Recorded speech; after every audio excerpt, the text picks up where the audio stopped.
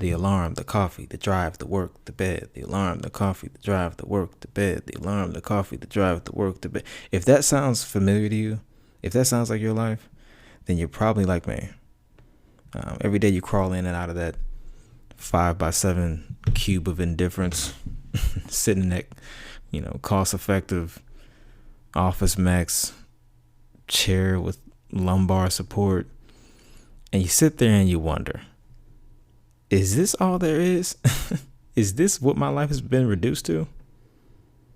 Why don't you try doing a podcast and start talking about it like me? I mean, that's what I'm doing, so we'll see how far it goes. But, it's got to be better than, settling for food days and casual Fridays at a job you hate.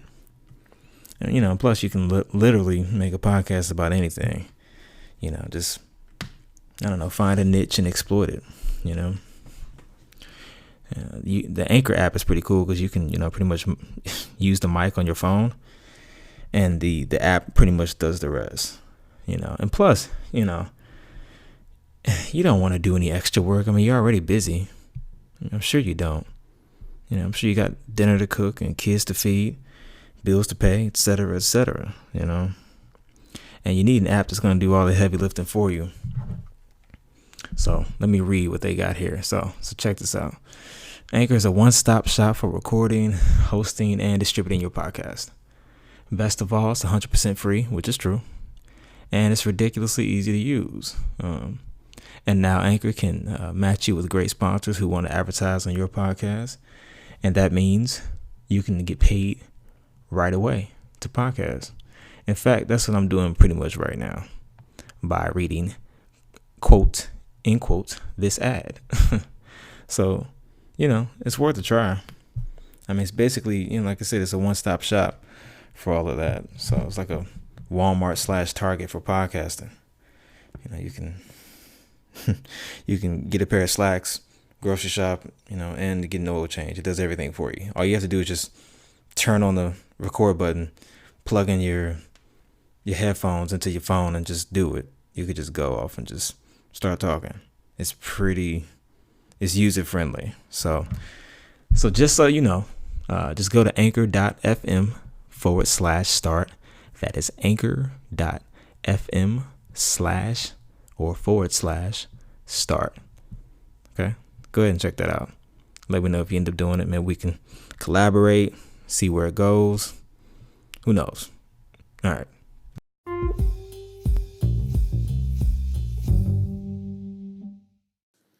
All right, what's going on, y'all? It's me again. It's Jeremy, and this is the Cubicle Rebellion podcast, clocking in once again.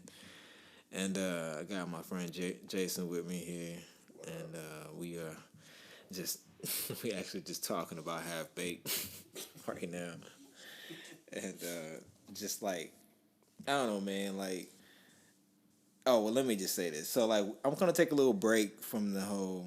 This is actually just a break from the podcast I've been doing recently about the book reviews. Kind of want to break it up a little bit and do a little water cooler talk. So this will probably be the name of this episode, is maybe Water Cooler Talk or Cooler Talk Part 2.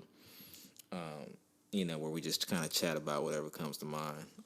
Kind of want to talk about the 40-hour work week, and but we'll see how it goes. But yeah, man, like the half-baked, like, there are certain movies that just have that, like, that quality to it, where, like you said, like, it's just made up of, like, just great moments and scenes, and it just has, like, this feel of, like, they're timeless in their own, like, goofy way. Right. You know what I'm saying? Like you said, like, it's like those, like you said, Napoleon Dynamite, like, it's them bro, frat boy, goofy, stupid movies where, like, why is it still funny? Like, Right. And it seems to be in a certain window of, like, late 90s. Yeah. 2000. Yeah, up to about mid-2000s. Yeah. But there's still some that came after the mid-2000s, too. That's true. About it. Like, the dude that McLovin in it. Was it Super Bad? Yep, Super Yeah, Bad. yeah, yeah, That- Super Bad. Yeah, those are the early 2000s. Like Knocked Up and like all those Judd Apatow movies. Like they just silly. Like they just stupid. But they still have like this like they have a good story where it's like, oh, this is actually something kind of happening here. Right. Yeah. But it's still ridiculous because it revolves around like a bunch of idiots or like Yeah. you know what I mean, or a bunch of like adolescents or something. You know what I'm saying? Right.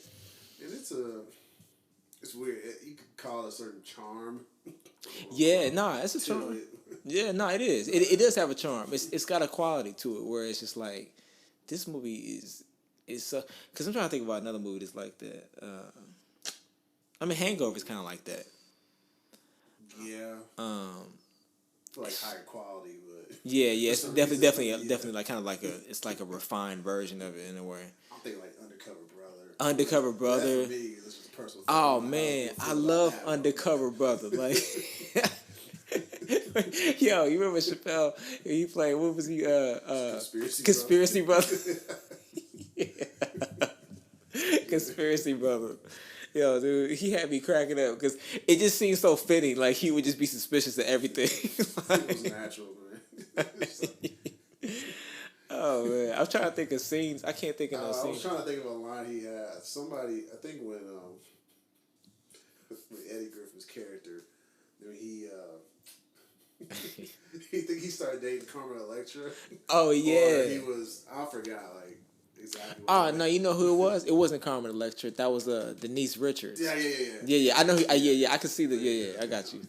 Yeah, the chick from she was with Charlie Sheen, I think, a while back. Mm-hmm. Yeah. And I think Eddie Griffin came back to the base and the dudes were talking like he's like, you were the white girl. He's like, oh, was it everything you dreamed of? Oh, I forgot about that. Yo, dude, that joy had me dying.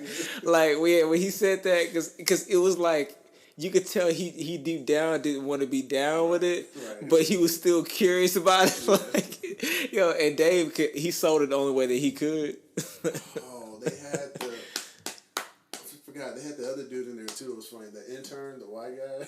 Oh, he's on How I Met Your Mother. Yeah. Neil Patrick Harris. Mm-hmm. Yeah. I forgot he was in that. Yeah. Dang, I forgot about him. Was it the other dude from SNL, the white dude, the goofy dude, Chris Kattan, I think his name is. He did the whole what was it, Night at the Roxbury? Right. Yeah, that dude and bald headed dude. I used to watch that show he was in. Boston Legal. Yeah. Boston Legal. That's what it was. That used to be my show because he was like the big bad principal or whatever. Like he was like the burly dude who was like yeah. I used to like that show. Me too. Like, that was a good show. I thought about that. I was like, how did I get into that show as a kid? I started watching it on TV. Yeah, it was just I don't know. It was like kind of drama but comedy in a way. It kind of had some comedic moments, but it was like serious. Yeah. It was a good show. I thought it was a legit good show. That was kind of like in the Ally McBeal days. Remember that show? Yeah, I remember the show. I want a big follower. Yeah, I didn't follow it. I just remember it being out, like, and then just hearing that name. But yeah, man, like those movies. Man, I'm trying to think of other movies that came around that time. Man, they had. I didn't like this one, but that dude Pootie Tang. Oh, Pootie. Some people love that. Yeah, you know what's so crazy? And I've never seen it. I've never seen it. Like, and I'm almost ashamed to admit it, but I've never seen it. Jennifer likes that movie. Oh man. Yeah, I think she rides for that movie. Yeah. Like, but like I haven't seen it, and I know it's another one of those like cult type classics or whatever. Yeah, but people love it. Yeah, I think it's cool. That's the funny parts. Yeah. Excuse me. Yeah. Too much laughing. Right. Oh god. Right. Nah, but like, yeah, man, like that joint had me done, man. Those movies, I love movies like that because you can kind of keep going back to them. Like me and Britt were talking about Martin, and we were talking about that scene where, you remember that scene where him and Gina went on that vacation and that raccoon attacked him? God, I missed that one. It was like, I missed it. I, I've been hold in and on. out of Nah, Martin, man. you. I think you would know. You would know. I, I You would would know. catch an episode, not watch, not try to catch reruns. So I'm just like in and out. Nah, you know this one because this one is so stupid. I'm trying to find it on. It was like the rat episode.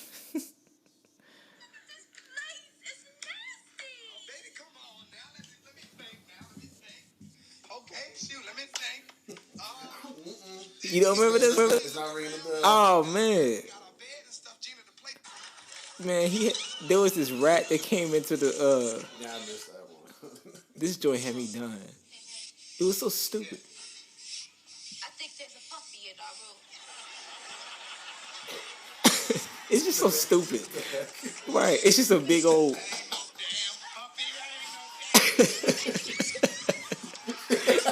and the whole episode is him just beating the crap out of this thing. It was a ball. Right. It's just so ridiculous. Like he starts body slamming it.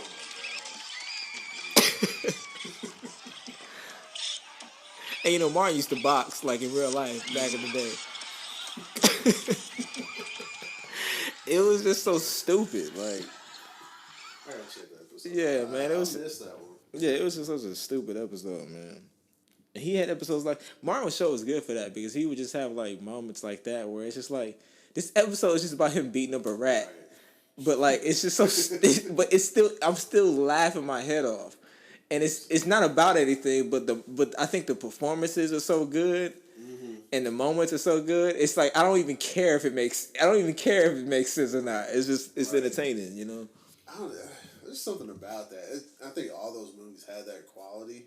Yeah, of yeah. some sort. Yeah, that's true. Like, That's dude, true. This is so ridiculous, but it's whether it's the lines or just the actors that are doing it. It's just for whatever reason It just connects. It connects.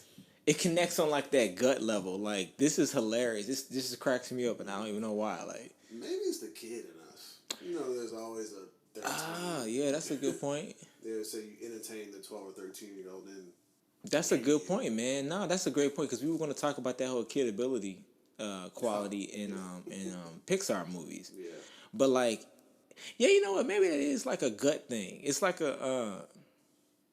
it kind of reminds us of like a simpler time where like, well, it's the plot lines are so silly and stupid.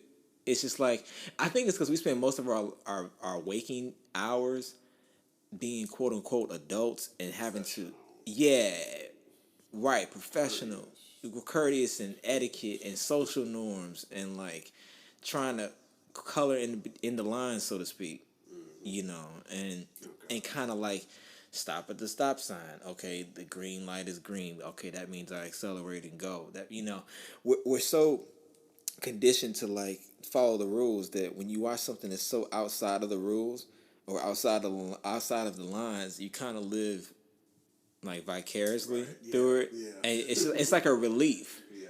It's a relief and a release almost. Like I just need to kind of let my hair down, so to speak, and just laugh at like the absurdity of this, you know. But like you said, I think that kid thing is true because kids are simple, you know. They're simple. They I don't know. It's the physical humor, which is something that I think a lot of kids like. That's true. That's true. That what Martin had. That's true. Martin was big on. That's a good point. He's definitely a physical humor guy along with the jokes, but still. Yeah, half of his humor really was physical because he would. He would jump around and like fall on the floor. Like I didn't really think about that. He really was kind of like a physical comedian. Yeah, he was. I didn't really think about that, but like he really. Jim Carrey's another one that's kind of like that. It's just real like animated, like cartoons. Yeah. Like human cartoons almost. But yeah, man, it really is that kid thing in us. I think we like that. It's that simplicity, you know. It's that whole like, this doesn't make sense, but I don't care, because so much of my life has to make sense. I don't want this to make sense. Yeah. It's entertaining me right now. Like this is fun, you know. Checking out of my 9 to 5 right now. Right. Right. I mean, well, to a more simpler time and yeah. place. I mean, Through. which is maybe this is a good segue, but like the weekend, right? And like the weekend is usually when we indulge in those type of activities. Go see a movie, go watch a TV show, Man, let your hair down, and kind of just, yeah. you know. I mean, you know, I mean, most people like. I mean, obviously, some people work overtime and whatnot, and have different work schedules, but kind of just like you're looking for that weekend to kind of relieve what you did those 5 days. You know. Like you said, just to relax, do what you want, kind of, for maybe a 2 or 3 hour window or something. Right. The honeydews. Yeah. Get that list done and Yeah, man. other errands and whatnot. But yeah, it's. But you know what? Are you like? Do you make time during the week to get a piece of the weekend during the week? You know what? It's funny you say that because I've actually tried to rethink that whole thing because I was thinking about that text you sent me about that really messed my head up. What you said in terms of like being in the present, and we were talking about like the future and all that, and like how the future is kind of uncertain, and especially for like our generation and millennials, like we don't live in that the generation that our parents grew up in terms of like sit at one job for 30, 40 years, you know, cashing on your 401k pension and retire. Like our economy is different and our society is different and the landscape of our lives is much different than it was 20, 30, 40 years ago. And so like that format doesn't work. Just like the 40-hour week I don't think works.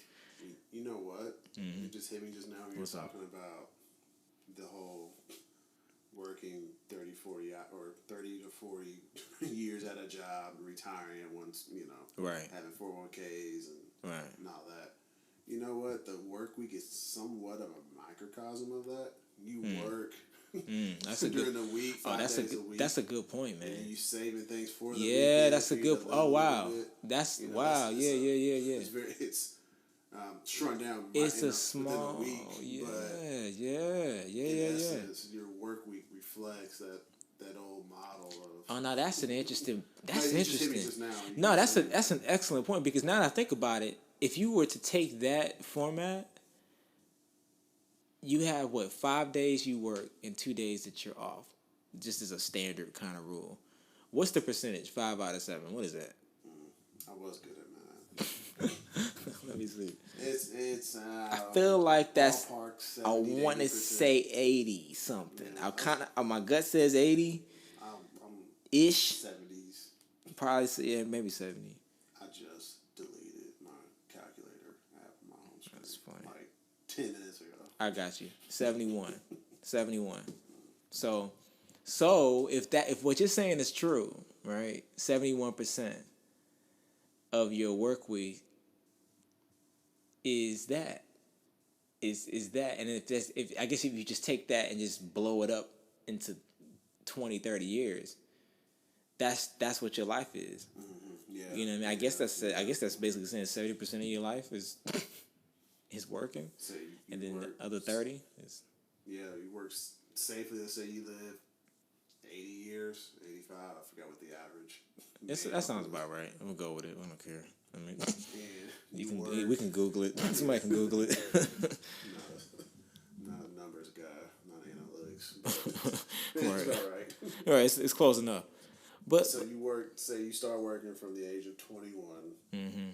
You're working, we'll say 30 hours a week, and then I don't know, we'll say 40, whatever. right, And you work from 20 to what 65. That's 45 years. 45 years. But I'm thinking like you live 20 to 85. So you have 65 years, and out of those, out Yeah. of 65 years, Yeah, okay, I got 40 of them. Yeah, Well, we'll say 45. We'll say you retire at 65. Right. 45 of those 65 years are working, wow. which is probably The same amount.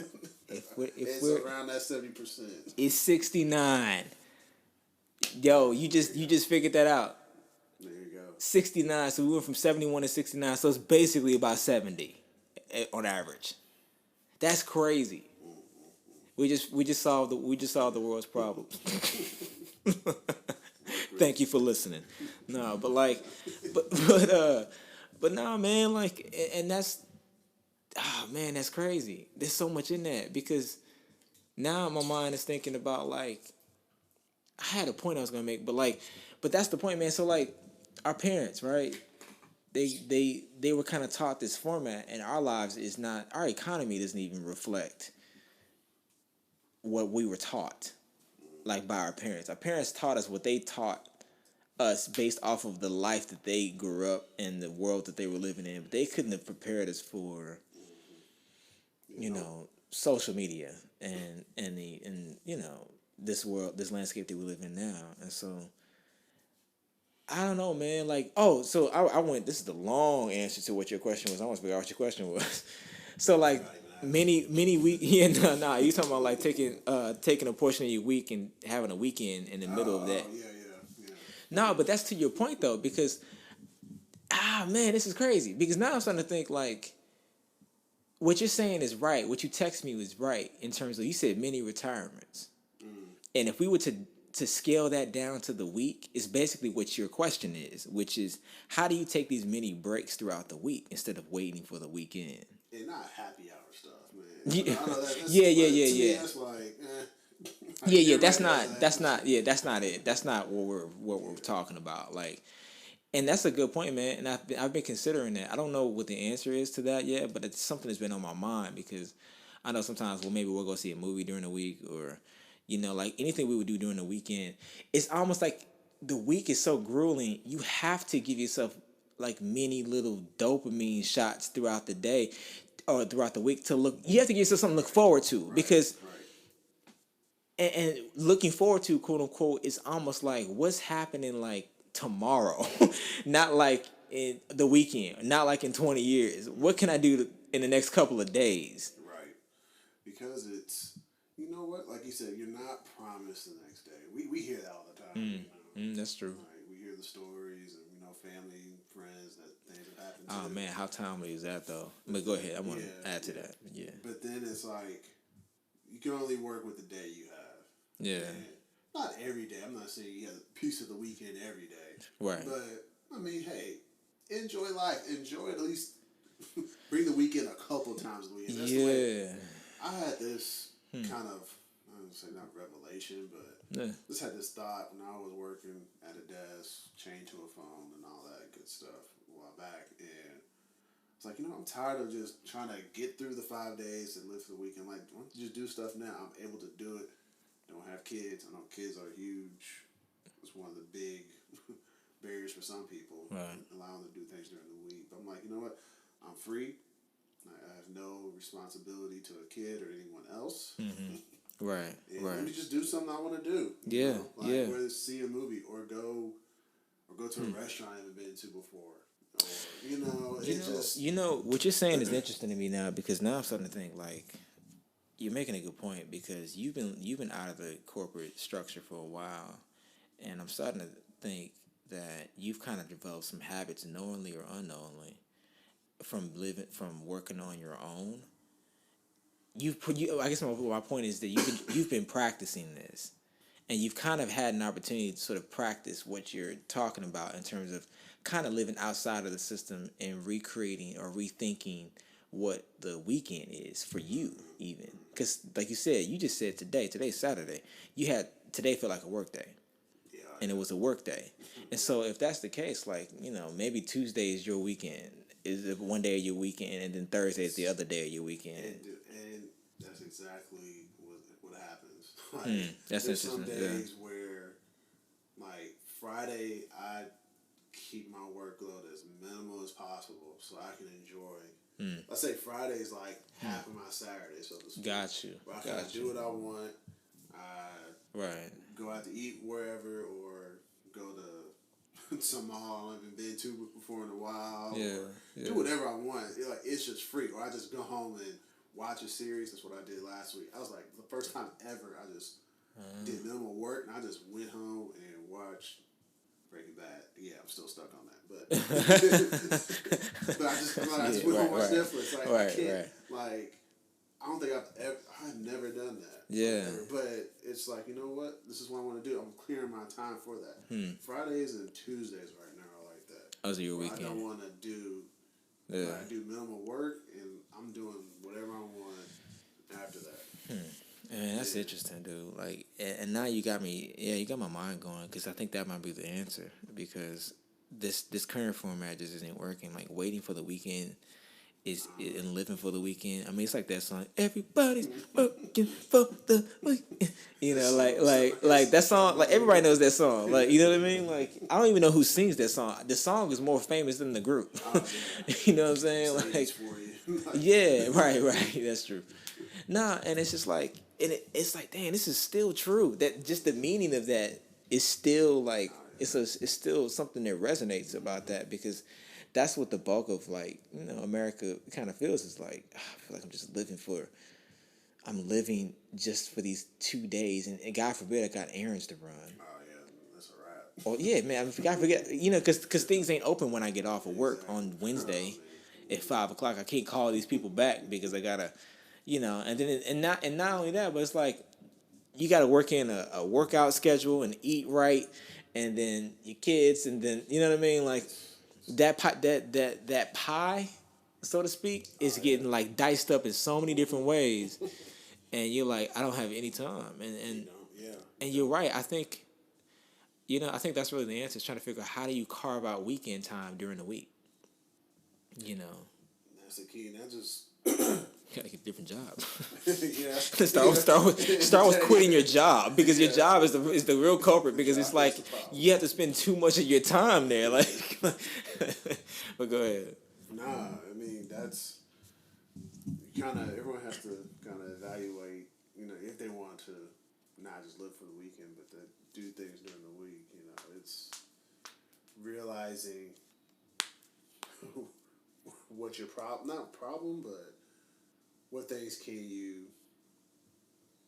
how can you find more enjoyment in life? Right. You know, and not just holding it off for those 2 days at the end. Oh yeah. So yeah, definitely expound on that because you were talking about like okay, so you were saying basically. I'm paraphrasing, but you can kind of expound on it. But like you text me and said that, you know, our parents kind of grew up with this idea of like sitting in one spot and just waiting for that better day, waiting for that, you know, and we might be better off with this format, even though it doesn't kind of feel like it, because the conversation started with like, I kind of don't know what the future looks like for us in terms of like the future feels and seems uncertain because it's like, where are we headed? Where are we going? Like, I mean, I don't know. I don't see myself with a stash of money, you know, a pot of gold at the end of this rainbow. Like, because I don't feel like my life and my decisions have kind of like set me up to do that, you know, for better or for worse, you know, whatever. But you saying like it may be better because it forces us to focus on the present. Yeah. Nah, man, I'm trying to give credit. This idea, man, I'm trying to think. Who did I first hear this from? I think it was from Craig Ballantyne, I think. Okay. Fitness guy that's kind of branched off into, I mentioned to him earlier. I sent you that video. Oh, yeah, okay. I think it was from him. Okay. It could be from somebody else. But the idea is that the old, our parents' generation, the generation before, it was about working at a job, finding a job that is stable, that can help pay bills, that has either a good pension or 401k plan. Right. You're there for 30 to 40 years.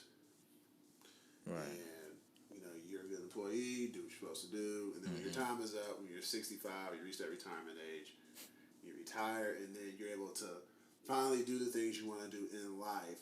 But you're at a point in life where you are 60 to 65. That's when your health starts to decline. And right.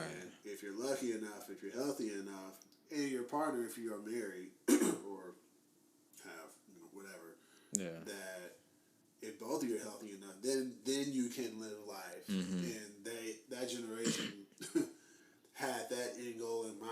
Let's get to that retirement age so we can retire. And now we can travel. Now our kids are gone. We can do wherever, you know. We're now free. Yeah. But I've reached heaven. Right. Yeah. I've made it to the pearly gates. Yeah. Yeah. But it's like, but you only have another good 10 to 15 years of life left once you reach retirement age. Mm-hmm. That's, again, if you're lucky enough to take care of yourself and Yeah. do things, keeping stress low, getting the proper sleep, eating right, Right. proper physical activity. Right. All that has to be taken into account. Once you get to that age, you have to have done all that to live a enjoyable retirement life. But the idea that I believe Craig had explained was that you can't bank on that because you don't know what's going to happen between now and retirement. You don't know if the stock market will crash, your 401k just. Oh yeah. You don't know health wise how that's going to look. 2008 when jobs. Jobs. Jobs. Nobody stays at jobs 30, 40 years. That's a good point. At one place, like no one does that. Everything changes the new norm. Companies shrink. They lay off, or you may want something else. You might want to change and do some other things. That's a good point. So it's like things are more fluid, and which allows. He was saying, if you plan it correctly, you have mini retirements, or some people will call sabbaticals, where you can travel for 1 to 2 months. Oh, wow. Or just take time off for half a year to do what you want to do, read, research, or study a certain topic. Gotcha. You have to financially plan for that, but if you do it right, you don't technically save up for a 401k. You save up for that sabbatical period. So it's almost like he's saying the sabbatical is maybe the new replacement for retirement. Yeah, and then dispersing that retirement period just throughout your life, every. He didn't say a certain time, but I would, in my mind, I'm imagining maybe every 8 to 10 years. Okay. Kind of, or maybe something sooner than that. Yeah. Right, where you can just say, hey, I'm moving on from this job, or I'm taking a break from. I think it's even shorter than that, but I got you. Yeah. And you just have time free to either travel or just research. Have time to really dig deep into research and read things you want to learn about. Gotcha. So completely off of what you're doing. But dispersing that throughout time, and you still do your work throughout life till you want to be done with your work. Right. So to speak, No, man, that's a great. That's excellent. I mean, that's a really interesting point. I gotta find that guy because he's saying a lot of things that got my mind going, because it's almost like he's saying rethink everything you were ever taught from your parents, which is like you taught long-term thinking. You're taught stay loyal. You're taught to stay quote unquote faithful to a position and sow your time and your effort and your energy. And it's almost like this dude's like, you know what? You can't have any more allegiances. You can't because they ain't loyal to you. Well, right, exactly. For one, they're not loyal to you, and they'll get rid of you just as fast as they'll plug another cog in the machine and and keep this thing going without you. Yep. So you can't be you can't hold this in a precious way. But at the same time, it's kind of I don't know, man. Like you said, I don't know. It's just you just can't be loyal no more. And it's like what I text you about, the 1-on-1 deals these NBA dudes do, where they sign the contract, and it's I don't know what the future holds. That's essentially what the philosophy or the thinking is behind that. It's look, anything could happen. Anything could change. You could change your mind. The situation and the landscape could change. This dude could get hurt. I don't know what's going to happen. I need to get my money right now because the future is uncertain. Yeah, I don't know where this organization is heading. I don't know if you are committed to winning or just getting people in the seats. I'm the main attraction now. So right. I'm gonna keep you in check by letting you know, hey, I have one foot out the door. But that goes back to trust. See, and now it's getting deep because it's that's basically saying I don't trust you, and I can't trust you, and I can't trust the system because every system is broken. We texted, we talking about it. Every system is broken. Whether it's the foster care system, the school system, the government system, the educational system, the corporate system, every system is broken. You can't trust it, and you can't really you can't put all of your faith in it. Like because there. I mean, look, everybody's flawed, but like the way the system operates, I think we can all agree there's better ways to go about doing things. And like you said, like I think our parents were taught the opposite, which makes honestly, I don't know about you, but like I know sometimes I feel like my parents just naturally kind of speak more optimistically about like systems because it was different back when they were growing up. Now I don't knock it, but like they kind of speak just generally. I mean, not you may not have a specific example, but just as a general rule, like they all kind of felt like, oh no, you just do this and you do that, and you put in your time and and then you get the thing right. And this was how it's supposed to happen. It's just kind of like no, like no, that's not it at all. Like that, like I'm not living in 1984. Like this doesn't apply to me. Like our generation, I think is just generally more skeptical of systems in general. I think as a whole, and that template doesn't work. And so I don't know, man. Yeah, they were much more trusting of the system that, like you said, everything was gonna work out. Like, hey, just do your work hard, and the whole. You have your money at the end of the day, you have your 401k. They're gonna do right by you. Yeah. So yeah. And I'm like, I've seen the Enrons. Stock market crash. Like, I've seen Madoff. I've seen nah, man. Like I don't know. Like I don't trust this. Like and then I think I don't know if conspiracies aren't new, but I feel like they've really blown up, especially with our generation. Just every kind of conspiracy, go from Illuminati to the JFK assassination to like 9/11, like everything. We don't trust nothing. Like everything is like, nah, man, I don't know. Like, nah, I don't know. I think I don't know. Yeah. I don't know about that. And I think, like I said, I think that's kind of where our parents, and I don't knock them at all because that's, because they have every right to say that because it was true for them. Yeah, it was true. Like, it was true. Yeah. Like, yeah, it was, like, y'all would say it too. But, I think whether, knowingly or unknowingly, I think our generation is just naturally, like, has a general overall feeling of cynicism, skepticism, kind of like keep you at arm's length. Like, I don't know. Hold on. I don't know. Right. Yeah, I don't know how our generation. I mean, yeah, we've seen that, but I don't know. I feel like it's something in our DNA or something. Yeah. No. Seriously. Bent to that. Yeah. I mean, it's in the water or something. Like, it came out like in the 80s when we were all born. Like, you know what I mean? It was something that was in the water in the 80s. It was just like, Gerber foods. Yeah, it was in you're right. It was in our baby bottles. It was just something that was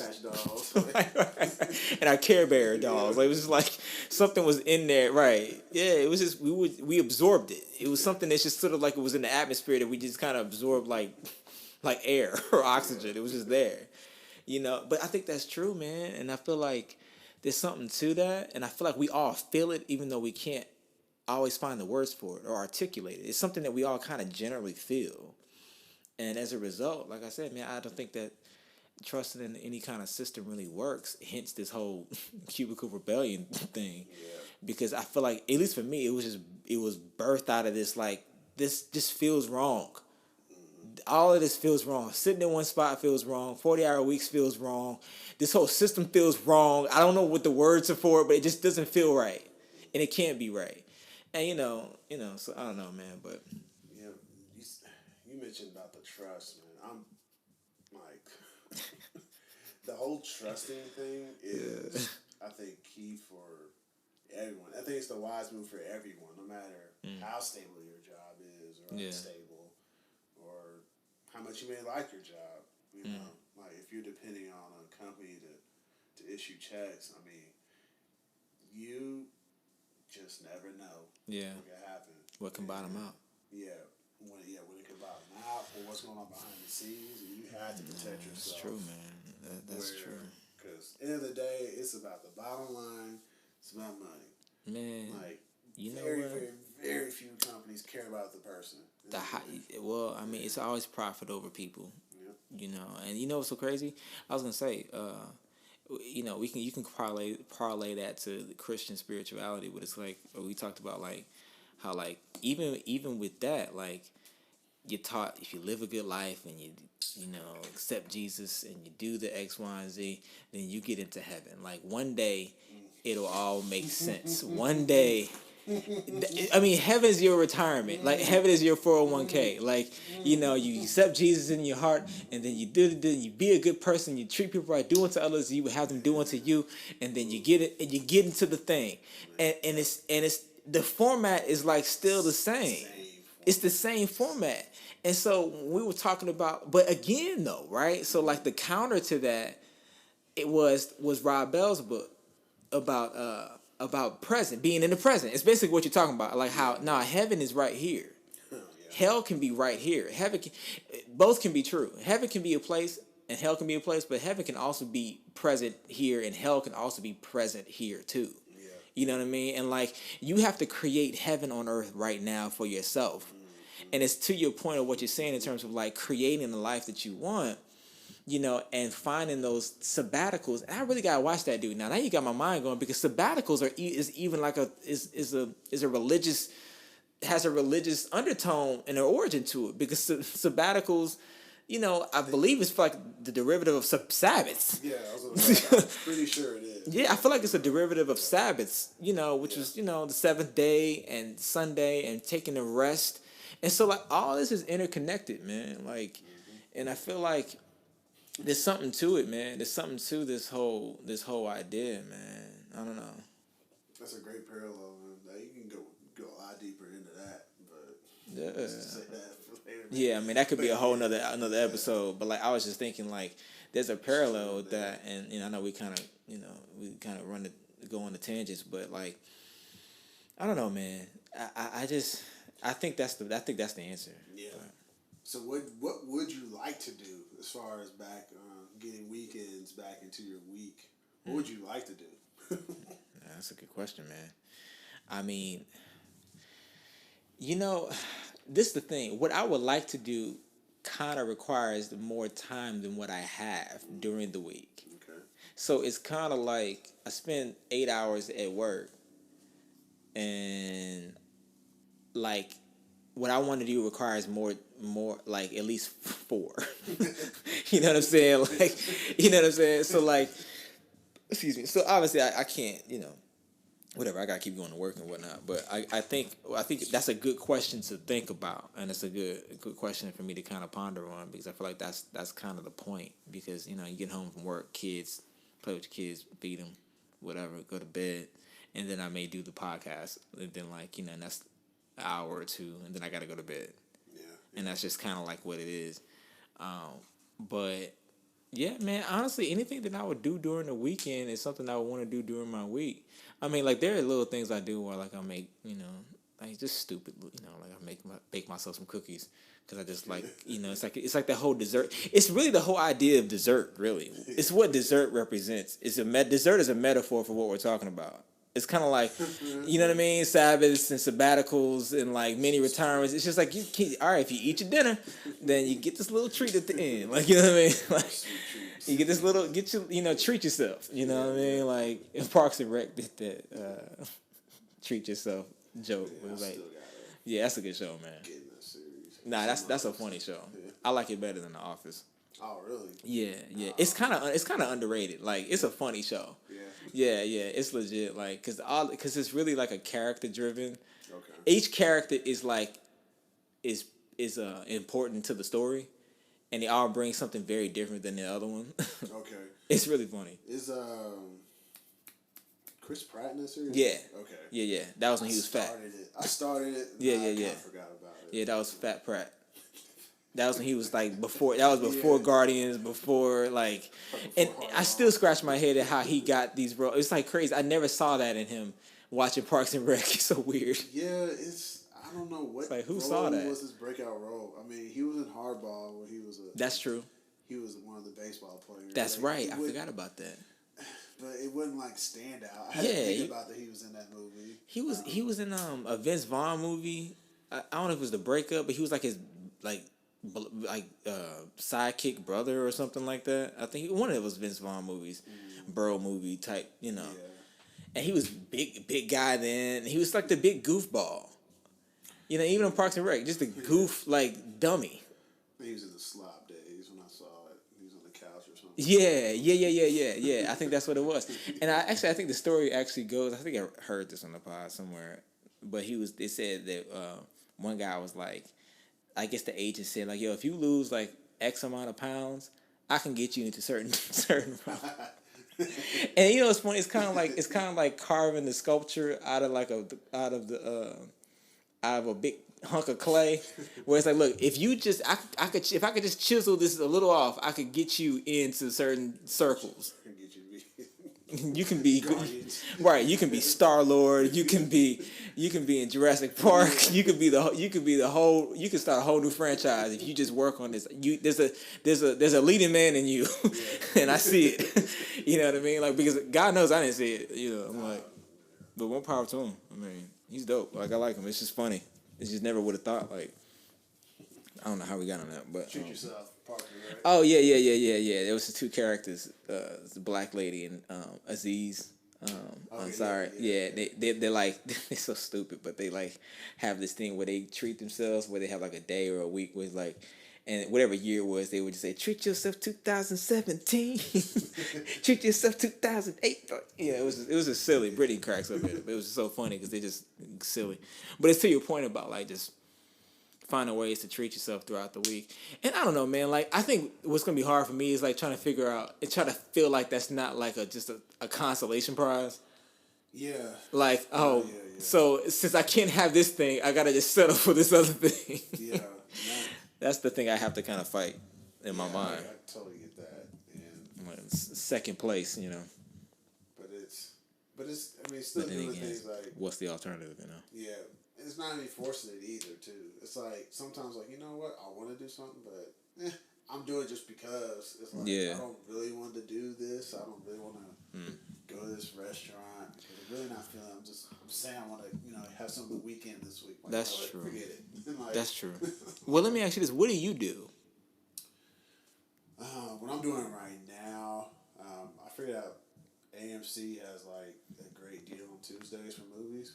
Okay. Okay. Oh, yeah, like, yeah. I'm trying to check out movies on Tuesdays now. Okay. I was trying to do it on the weekend, but for whatever reason, I just haven't been feeling it on Fridays. I haven't been feeling it. Gotcha. Fridays were movie Gotcha. days. I moved it to Tuesdays. Okay. Right now. So. What's the deal? If you're like a Stubbs member, I've got the free version of that. It's Gotcha. Like $5 or something. Okay. Check out a movie. I'm like, Especially with the terrible movies that have been out this summer. That's fun. Oh, yeah, man. You said Toy Story was good, though. Yeah, Toy Story was good. Toy Story 4, Pixar did it again. Dang, so last time we were here, we were talking about how 3 should have been it, and it ended perfectly. Yeah. What did they do differently? Or how did they make it? I mean, they hit on another. How did they expand it? I guess. Okay. They They centered it around real life. that resonates with just about every sane human. Gotcha. And they found that they hit that button again. Yeah, they hit it, and then they kind of. No spoilers, but yeah, it's okay. I'll check it out. They made it in a way where I think I kind of mentioned the last pod was that they're setting up, I think, for other spinoffs. Okay. I think they could do that with their Disney Plus service. Yeah, that's right. Oh man, you know what? Speaking of which, we have to have a separate episode about streaming. The streaming wars and like Netflix. What's going on with Netflix? What's going on with Disney? What do you see happening? Like, who's going to still be around? Is Netflix going to even be a thing? I heard they're in debt. It's a sinking shit, man. I don't even know the numbers, but I see it sinking. I mean, that's tough, dude. Yeah. That's tough because I like Netflix, and now I'm like, and I feel like Netflix kind of popped off. Like, I still feel like it's kind of new. Yeah. In some, not like new, like literally, but like I feel like it really rose to notoriety, like in pop culture, in the last 7, 8, 10 years. Like I feel like it's still brand new. Yeah, I mean they just started with mailing discs fast. Right, and you could keep it. Yeah, And Yeah. then they completely morphed into streaming. Yeah. Which started this whole revolution. Well, you know what's interesting about Netflix is that they found a way to they took everybody else. Say that again. Industry disruptor. Yeah. If anything, that's probably what they did. That was their contribution, was that they just disrupted the industry and said, "Hey, there's a new way to do things." Yeah. But they created a whole new term of like consuming entertainment, which is binging. Oh yeah. Yeah. You know what I mean? Like, and they also took everybody's copyrights to The Office, they took NBC shows, they took Marvel shows, and they basically showed them, hey, you could have been doing this all along, but we're doing it. And since you don't have a streaming service, we're gonna do it. And it's kind of like it's a catch-22 because it's like, well, dang, that was a chess move. Like, that was a really great move on their part because they really broke the industry wide open. But at the same time, they don't have enough original content to keep themselves afloat. Yeah. It's like a weird thing. The original content to me still isn't compelling. Yeah. To trust it and go watch it. Yeah. I need to have somebody say, hey, this is good, check it out. And even then, it still takes me a while to get to it. There's series you suggested, I check out. It's still on my list. Still sitting there. Still happy. Yeah, that's real. And it's like, that's just me. I don't have a... Nah, but that's true because I have a lot of stuff on my list I haven't seen.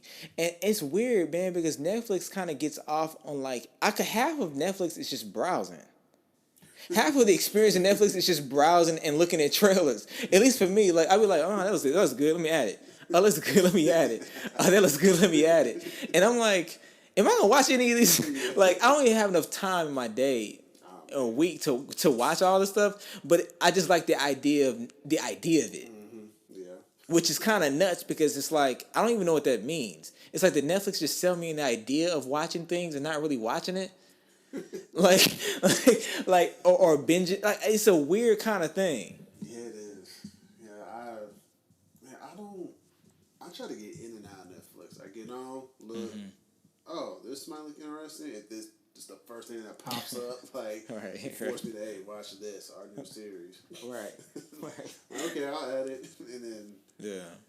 Nah, I mean, like, and like you said, it will refer to different things and whatnot, but I don't think they prepare for the idea of the fact of like Disney and NBC saying, hey, wait, hold on for a second. Like, I want The Office back. I want Friends back. I want Seinfeld back. I want all my shows back because we got the rights to that, and we're gonna create our own thing. Marvel stuff and cutting it off. Yeah, give me that. Yeah, that too. Yeah, give me that. Yeah, but that's a whole nother conversation because that whole phrase "content is king" really rings true. Because now I'm starting to think like, dang, that's really where the money's at. It's really good original content, and that goes for all mediums and all types of like things. You know what I'm saying? Like, where you are, let me turn on the light. That goes for all kinds of like things where it's just like the content is the thing. Because I told you about how I think Kanye was like trying to get all he's in the middle of a fight trying to get all his rights to his music. Because it's like that's mine. And you know how valuable that is? People will pay for that. Even in new ways, people will pay for that. You know. If you say content is it, and Netflix is trying to build their own network, so to speak. Yeah. But then that's the other thing, man, because I don't want to like have 15 passwords for 15 different apps either. I already have 15 passwords. Well, that's true, and it's stressful because I got 15 passwords at work, and then come home and have to, like, I got a whole notepad of like in my phone, like I got notes where I have just one note which is all passwords for everything.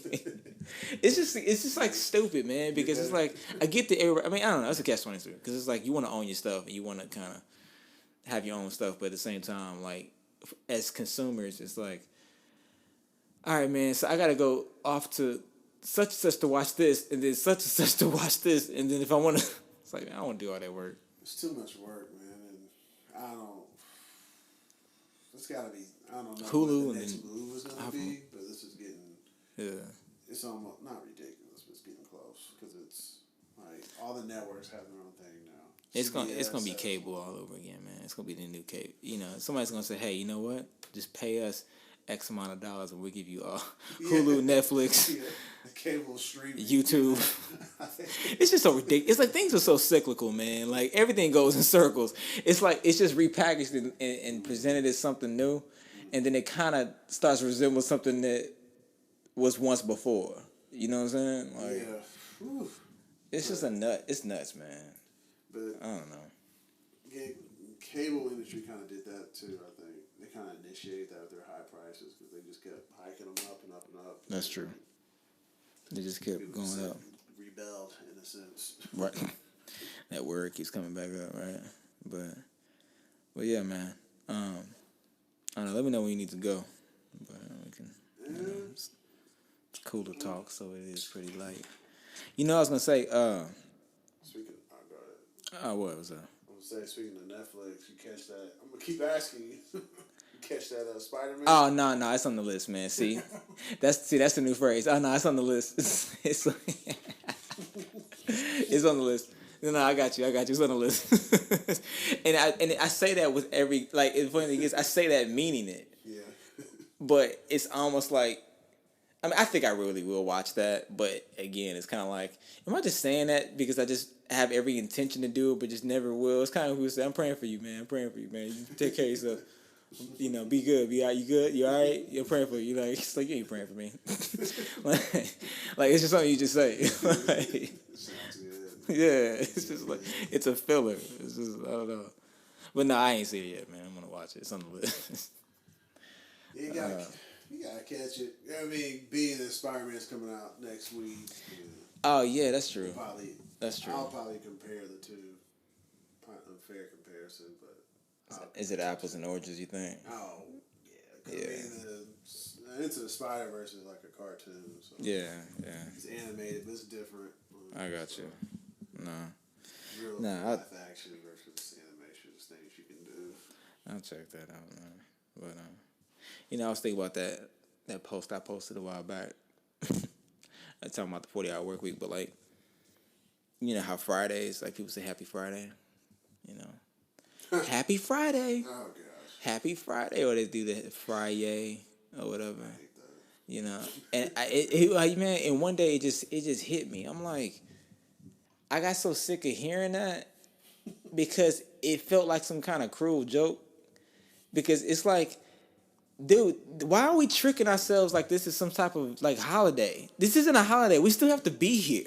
Like, Happy Friday is not an official like government recognized like stop saying it. This is like doing more harm than like this is like it's like that's how much we work.